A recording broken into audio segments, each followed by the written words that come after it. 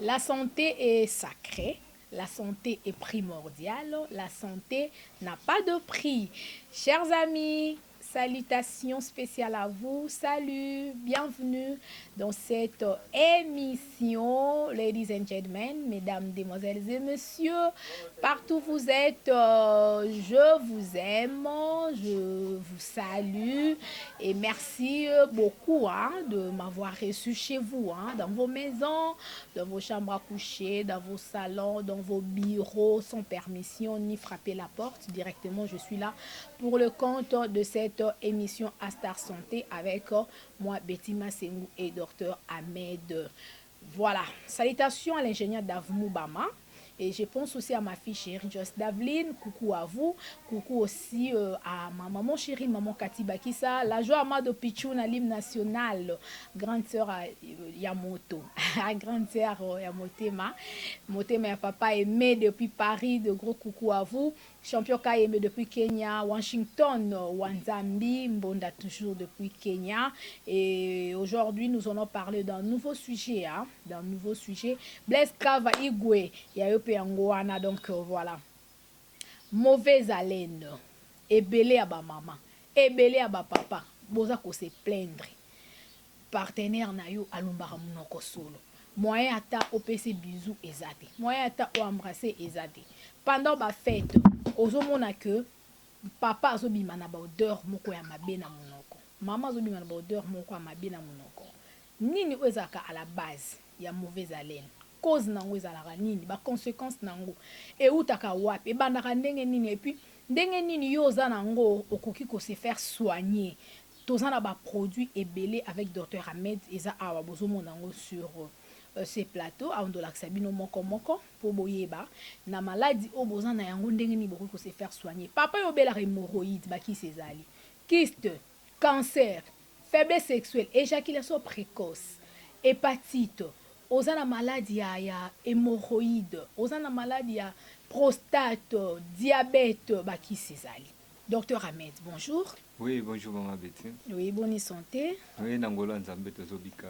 Voilà, nous allons en émission na biso to yambaka yo Astar Santé pour to meka un peu kolobela sur la santé, né na lobi la santé est sacrée et lelo to so lobela sur mauvaise haleine. Mais quand on ko expliquer bande ko bazolo na biso surtout sujet to lobela qui semaine passée, la fois passée na émission, ba te belé vraiment bazaki intéressé nango. Na olingana no mekana nous ko rappeler bango rapidement après to kota na sujet à lelo. Ok, merci. Mbote mingi na bandeko o bazolanda biso na ngonga o. Donc c'est moi bien Dr Ahmed oyo azawana pona souci ya kopesa solution na banzoto na bino na bokono o ezotungisa bino du jour au jour. Donc Dr Ahmed azawana pona bino. Et la fois passée tolobela ki o etali rhumatisme, o etali arthrose, o etali ba nerf sciatique, tolobela ki ba kawana bandeko oyo balandaki ebele babengaki bazosala bakomande na bango mpona batraitement na bango mpona baka oyo ezotungisa bango. E bandeko wana toexplikaki bango rhumatisme baeffet nango esalaka badouleur na bamakolo baarticulation, surtout ndenge malili eza makasi yango esalaka ke ebandi kotungisa bango. Bandeko ya baarthrose tolobaki place oyo makolo ba miku esangana ekobanda ko apparaître kovimba, kovimba kosala ba douleur moko parce que ba capsulaire eza déjà ekosi, c'est pour cela ezosala bongo. Et bandeko ya ba nerf sciatique tolobaki ba douleur ekobanda na niveau hanche ezozwa likolo mobimba. Donc ezalaki wana o ezalaki sujet o tolobelaki la fois passée. Lelo Dr Ahmed na souci ya koyamba ba appel na bino pe ba demande na bino alinga beta c'était surtout na makambo etali mauvaise haleine de la bouche. Donc mauvaise haleine de la bouche. Lelo bandeko o bozola ndanga bolanda la bokebi boyeba mauvaise haleine de la bouche et utaka wapi et ezalaka causer comment et traitement lango ezalaka ndenge nini. Bandeko oyo bozola ndangai mauvaise haleine de la bouche ezali ba maladie moko o esalaka monoko ya mutu ezobima solo. Ezobima solo ezopesa odeur moko ya bien te oyo papa to mama azo koka ko supporter mninga te, voire même na société place osali ozosolana baninga okomona ke ozosolana baninga moninga atali mopanzi azopesa elongi mopanzi ozokanisa comme si que non azotala eloko moko quelque part mais or azokima nde solo wana ezobeta ye azosepela yango te. C'est ça mauvaise haleine de la bouche. Mauvaise haleine de la bouche tozali na mauvaise haleine de la bouche oyo ezali causé na problème ya mino na problème à carie dentaire oyo esali ke après avoir soigné au carie dentaire mauvaise haleine etikali donc monoko ekomi kobima solo. Tozali na mauvaise haleine de la bouche oyo ezali causé par bandeko oyo bandeko na biso mibali bamelaka ba cigarette trop de cigarettes wana esali ke créer mauvaise haleine de la bouche. Tozana mauvaise haleine de la bouche oyo eza créé par gastrite. Donc gastrite c'est comme ça la ba renvoi nango en tant gastrite na yo et baby et pollu esali pota na kati ba odeur wana et comme ça ba renvoi wana et comme ko bimisa skoyo et solo la monoko. Na trois types ya mauvaise haleine wana ezana mauvaise haleine oyo ezali difficile à traiter na médecine ya mundele ezali mauvaise haleine de la bouche eza causé na gastrite. Pourquoi? Oh ya mino bandeko bakoki kosala ba bain de bouche basaleli ba nini ekoki kosimba tanto pe simbite. Oh ya mutu ya tabac même ma oyo ezalaka fréquent ezali oyo eza causé na gastrite. Donc okomona ke mutu akoyebenga yo ebiso docteur na saleli ba produit nyonso na kokosala na tie na munoko mais nazo comprendre solo ezosila te. Solo ezosila te parce que gastrite nezo causé yango. Par là docteur Ahmed a coupé sa traitement à traiter gastrite après pesi kisi ya mauvaise haleine. Et sali ke ebomi yango esili mbala moko. Parce que soki to pesi kisi kaka ya mauvaise haleine ezosala ke odeur wana et aussi la te pourquoi odeur ezowuta na kati. Voilà. Ezowuta na kati. Mais odeur eza causé na carie dentaire to kopesa kisi ya mauvaise haleine wana et kosala ke soigner mino na yo et soigner monoko na yo et sali ke non solo wana esili. Même maman ndeko oyo azo salela tabac. Voilà. Donc ezali ba cause oyo ezo causer ba mauvaise haleine de la bouche. Yango na lobaka mingi na bandeko tango au sentir déjà mauvaise haleine wana luka solution.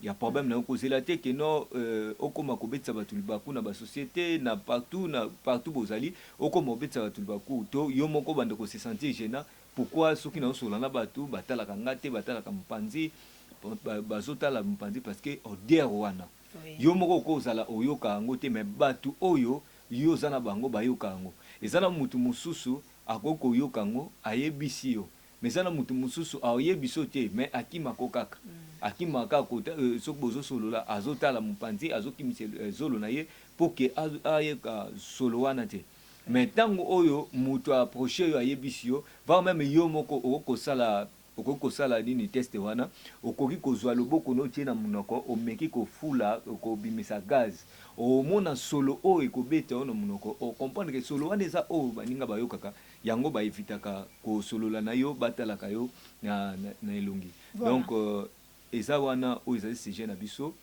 malgré tokolobela ba maladie mususu mais oyo eza sujet na biso de base yango wana ndeko ozolanda ngai mpona traitement nango tozala ba traitement ya ba traitement nango traitement ndeti kisi oyo ezali acacia ya mauvaise haleine de la bouche acacia ya mauvaise haleine de la bouche ezali wana mpona ko traiter ndeko oyo aza na mauvaise haleine oyo ezali causé na carie dentaire to eza causé na mutu azomela ba cigarette ba tabac. Tozana mauvaise tozana oyo acacia toujours mauvaise haleine oyo ezali pona ndeko oyo eza causé na gastrite. Ndeko eza na gastrite. C'est-à-dire to pesa traitement wana que ezo traiter gastrite ezo traiter pe mauvaise haleine wana. Au mona que tango ozo traitement wana pendant une semaine et sali que ba solo wana nyonso et sili ozongi normal. Eza te que notre traitement moko ozui poka na temps wana et osala 1 mois 2 mois mauvaise haleine ezongi te. Eza pona vie mobimba. Donc traiter gastrite na yo ezongi normal solo wana et ozala lisute. Voilà. Solo wana ezala lisute parce que na cabinet il y a docteur Ahmed tozozongi sabato naturel ndenge nzamba kelaki yo ndenge ozozonga. Merci beaucoup docteur Ahmed pour l'explication. Je crois que bandeko bozolanda biso oyo munoko lumbaka o solo okoma condamné ka ya shingom bazoka na munoko banda tongo tipokwa oyoka mâchoire pasité banda tongo tipokwa uliaka kaka bazoka yo na kaka ko marcher bazoka ko tafuna bazoka pona nini munoko lumbaka solo ata oza na lit conjugal na papa pembeni ka bazoka papa yo poza na mama pembeni na bazoka na munoko pona nini po soko longoli bazoka la munoko ezolumba solo. C'est une maladie, il faut se faire soigner. Docteur Ahmed est là pour nous tous, pour vous, chère maman, cher papa. Yo zolanda biso oza na Europe, na Amérique, na Asie, na Afrique, oza na Angola, oza na Suisse, oza na Allemagne, oza na mboka nyonso partout, jusque na ba fin fond ya mboka ba kisi komaka. Mauvaise haleine, docteur Ahmed alobi, eza na 3 types. Yo moko siko tala. Oza ko se retrouver na côté nini? Côté ya gastrite, côté ya carie dentaire, to côté ya mauvaise haleine au docteur Ahmed alobi ezali na bandeko o bamilaka cigarette. Donc voilà, ba ki ezali pendant 21 jours traitement na yo romona que mauvaise haleine ko sila munoko no bandolumba solo ya bien. Voilà, docteur Ahmed olobi eloko moko awa oyebi que ezana ba mama ebele baboma pe ba mabala à partir ya ba mauvaise haleine wana. Mon papa lumbaka solo mais azo les solutions te yo memeli bango solution lelo mususu pe mona mobali oyo alumbaka munoko solo ngana oko supporter ete aboyi ndenge moko pe côté papa moi si alumbaka munoko solo ako supporter ete aboyi mais yo ena solution ya bakisi oyo afin que ba minoko ya ba mama na ya ba papa ekoma kitoko mauvaise haleine esila na ebite pour na bandeko nyonso bazolanda biso surtout bandeko ba se retrouver na sujet oyo traitement eza toujours 21 jours bako sala ndeni akomela kisi wana na tongo na pokwa mekana ko expliquer bien. Na bandeko ya mauvaise haleine de la bouche traitement eza ya 7 jours. OK, wana 7 jours hein. Oui, eza traitement moko ya 7 jours ya komelango matin soir. Eloko mingi na lobaka na betaka surtout c'était tant oyo ndeko zolanda émission oyo olandi émission oyo omonike partenaire na yo ezala mama to papa azalaka na ka moko boye oyo oboya yete benga docteur Ahmed benga docteur lukela mobali no solution lukela mwasi na solution lukela fa même bana na solution na zo pesa mbote na mama moko oyo asalaki traitement moko po na bana na ye alobi biso na bakinto bandai ko purger mais awa na Europe awa to purger kate uzomona bana bazolia mais bazo purger te ekomeli bana ba malade mwana ntongo azo consommer kaka eke azo bimisa ba salité wana comme il faut te et ko bando kozele mwana ba malade obando ke ko dépenser pa ba minganga ozo dépenser mbongo malgré bino kuna ezaka ke ozo traitement mais traitement ono zo songo gratuité na fin de mois bakokata ba dépense no so wana osalaki ozwaki traitement wana yango na lobaka beaucoup plus ndeko tangu yo landi émission ndeko na yo to partenaire na yo azana kamoko songolo luka ozwile solution soit yo bengi docteur na place na ye soit au passé numéro nanga epa na ye abengi oluki solution. Voilà, donc appelez numéro docteur Ahmed plus 243 89 97 78 138 plus 243 89 97 78 138. C'est bien mentionné là-bas, c'est bien écrit. Docteur Ahmed, numéro wana so bengi docteur Ahmed anytime ozoye na lobarango azara toujours free okomele na WhatsApp. Oyebisi demande ya bakisi na yo. Ekokoma. Docteur Ahmed, o expliqué biso wake partenaire moko soka na problème ka moko boye so tungisa mama koboya papa te papa koboya mama te mama koboya bana no te lukela bango solution emona na kanga lobaka dans tout problème il y a toujours une solution. Docteur Ahmed tozonga na kisi o uto loba wana ya mauvaise haleine wana na ebite tangu papa zo mela yango munoko ezozonga normal pendant relation na bango na mama comme nyonso olekanango comme c'est bien et olekanango bien. OK, et olekanango bien donc bandeko lukela ndeko mobali doit soit moi si solution parce que tant oyo au sali yangote alors kutana mutu moko wa ndé docteur Ahmed a trouvé les solutions.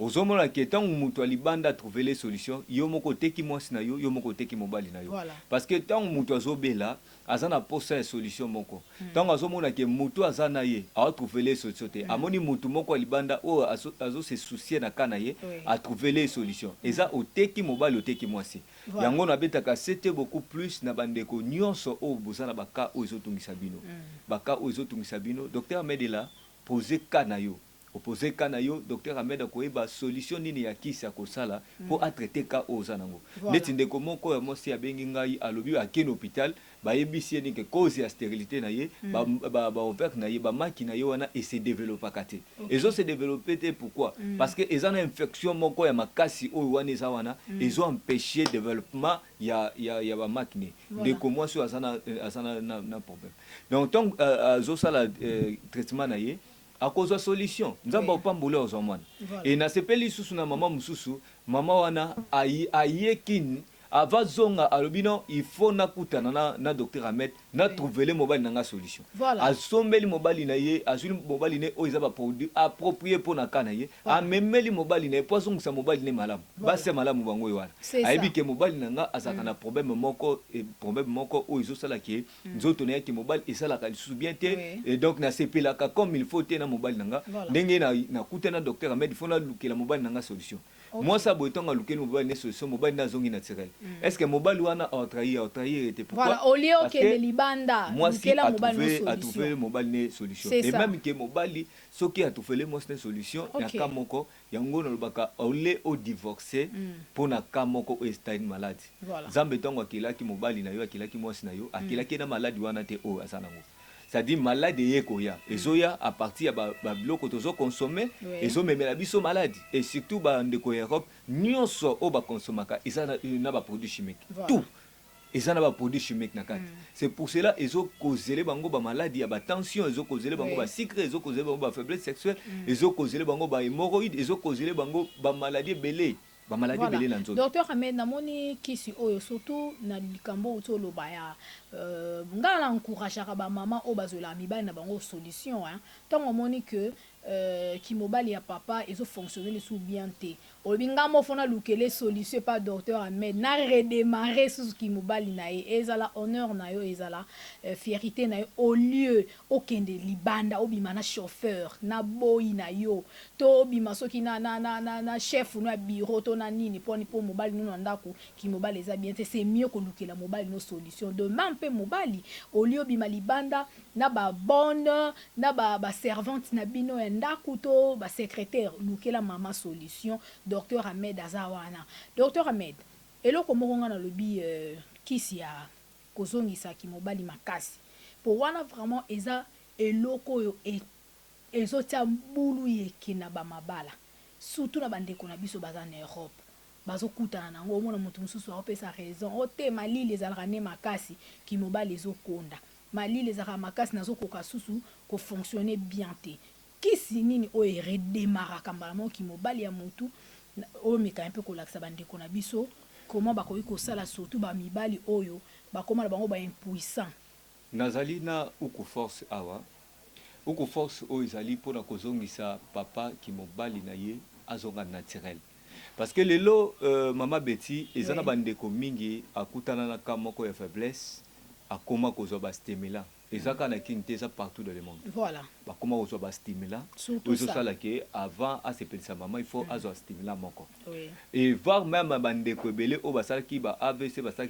ba tension et dérange ka bango ba traitement oyo ba docteur na bango ba pesa bango ya vie mobimba wana et sala ke e paralysa ki mobali na ye et comme docteur wana recommandé stimulant o esala ka sala la kango maintenant docteur Ahmed bakande tiabo azana posa azongisa yo papa naturel pour que ozana na vie moulaï parce que trop de produits na nzoto ezo boma organe mususu donc ezo boma organe prenez exemple même ndeti mutu abeli AVC akomi malamu et batie na traitement ko ya vie mobimba na traitement ya vie mobimba ba pesier ba stimulant moko boy o il faut y amelaka et arrivé siko trop de stimulants et ça li que d'autres na ki mobile comme ko boy ba stimulant wana a changer o esimita changer o esimbité et ko sala siko ke na couple na ye moi ça moni bongo ko supporter moi si abimi akena ye et ça pour de quoi ça ni akufa sus pour ko sala deuxième AVC et même maman on a liwa maintenant docteur Ahmed akutani na yo apesi yo solution oyo ezaki ozongi naturel papa. Voilà. Okati komela bakisi wana evi mobimba wana. Okati bastimulant. Voilà. Ozongi naturel. Surtout ça. Ozongi naturel. Oui. Oyo esali ke ntango olingi osepelisa mama. Ebele oyo baza na poto wana. Baza na baproblème ya bafaiblesse te. Bamalili ezalaka te. Malili po yo opesaka raison eza cause ya malili nde ezosalanga boye. Est-ce que belé au bazana poto, est-ce que tout le monde na poto azobela azana faiblesse sexuelle? Tout le monde en Afrique azana problème de faiblesse sexuelle? Non. Eza malade de côté na nzoto na yo, ko lukelango ba raison te. Voilà. Zulango des traitements aux appropriés pour que au soit solution au battre la coupe na yo, au battre la libota na yo parce que ce que c'est divorce c'est ba na ba ki epai yo tikale epai et que ça la vraiment eloko moko ya malamu te. Nazali awa na bakisi ya oyo ezali akasi ya infection. Oui. Bandeko bazana ba problème ya infection. Na beta kasete parce que infection lelo eza ba maladie moko o ezali négligé et pas batu ebele bazan négligé. Akoko ke hôpital ba ebisieni ke non azana infection. Bon azuli on kaka ba produit moko boye esili surtout bandeko msusu o déjà bandiko sala ba picotement. Ezo sali ba mikusa moko boye ezo sali ezo apparaître ba mbuma moko ezo sala bien te. Mendeko wana soka moni azumwa kisi moko bambuma ne kufi esili pona ya biki. Or il faut landela infection wana malamu. Parce que kaka infection wana yango iso causer stérilité, kaka infection wana yango ezo provoquer prostate comme une infection prostatique, kaka infection wana yango iso bebisa hormone na yo papa, ozo comme na problème ya kozanga kopesa mama zen. Et aux autres, on a éjaculation précoce à cause de l'infection de bébé hormone. Si il y a infection, il y a des troubles et règles maman. Et ça, donc maman date est comme un mois où régler les 10, un mois où on a les 15, un mois où on a les 21. Donc, et ça, c'est une date fixe. C'était lobby et cocosé, lobby trompe bouché et bouché trompe. Aux hommes, on a les sous la période nayote à cause de l'infection. Donc, infection, c'est une maladie qui beaucoup combattre la tête. Donc, qui c'est ça, pour na infection bandeko bazana infection nazali na ba kisi nanga ya poussière awa ou ezali demandé ezali pour na ba ndeko o bazana problème de stérilité toujours papa maman ba kisi ezali o ezali pour na ko pesa bino ba solution ba kana bino ba produit ezebele bandeko o bozolanda docteur Ahmed atretaka ba maladie tellement belé pomade o ezali pour na bandeko basi o bazana ba problème ya ba tolo mukie azana pour ça à développer tolo na ye et l'autre là ezali pona bandeko oyo bazana problème ya sima azana pour ça développer sima na a bon sa taille et ba produit za wana docteur Ahmed azo traiter ba maladie ebele yondo zolandanga il suffit au benga na plus 243 89 97 78 138 plus 243 89 97 78 138 soit oye na cabinet za na Lemba Foi na avenue Lubefu numéro 17 juste en face ya ça du grand Matambo de Jova cabinet za wana soki oye okokuta docteur Ahmed azawana akopesa solution na problème na yo et bandeko basali bando obengi soit otie message na WhatsApp docteur Ahmed ako répondre yo et docteur Ahmed akopesa ba produit o ezali approprié pour na kana yo romona ke après avoir consommé le produit yo kozonga naturel. Donc docteur Ahmed alobakelo komoko baboko la maladie te soko beaucoup de malade et koboma yo. Et côté à guérison na tout na kabatwa question veut-il être guéri? Soko ozana pour sa guérison yaka et pas le docteur Ahmed au besoin solution il y a problème na yo. Voilà, veux-tu être guéri? Oui. Voilà, venez très nombreux chez Dr Ahmed. La guérison est possible et la guérison est certaine. Donc, croyez-moi. Parce que Dr Ahmed a vraiment approprié la maladie oyo eza kotungisa yo. Numéro est affiché wana bobenga Dr Ahmed na 00243 89 97 78 138 okomele na WhatsApp akoyamba yo to oye Carmon na centre bisike zali Lubefu numéro 17 na commune ya Lemba Foire juste batalani kaka na salle ya palais comment dirais-je ya royaume ya témoin de Jéhovah. Voilà, donc témoin de Jéhovah donc batalani kaka boye centre zawana docteur Ahmed azala wana tous les jours pour na koyamba ba passion na ye yo ozana besoin kisi oza komi tungisa ma hémorroïde ezolia yo kisi ezali ozana besoin éjaculation précoce si la kisi ezali faiblesse sexuelle cancer o mauvaise haleine o tolobeli na émission qui sezali okozonga monoko na yo bien okosepesa partenaire na yo. Donc voilà, bandeko bozolanda biso de partout. Merci beaucoup déjà Nabino et merci na ba passion nyonso bozola na ba traitement. Docteur Ahmed alobi na ba traitement mosusu ezwaka ka 7 jours net pour na mauvaise haleine. Mosusu ezwaka 21 jours. Donc chaque bokono ezana kisi nango ne na lobaka. Bokono na bokono ezana kisi nango awe pa docteur Ahmed. Alors voilà, nous sommes arrivés à la fin. Merci beaucoup de nous avoir suivis et d'ici là portez-vous bien, prenez bien soin de vous, hein. On se retrouve déjà à la prochaine pour un nouveau sujet et merci beaucoup, au revoir.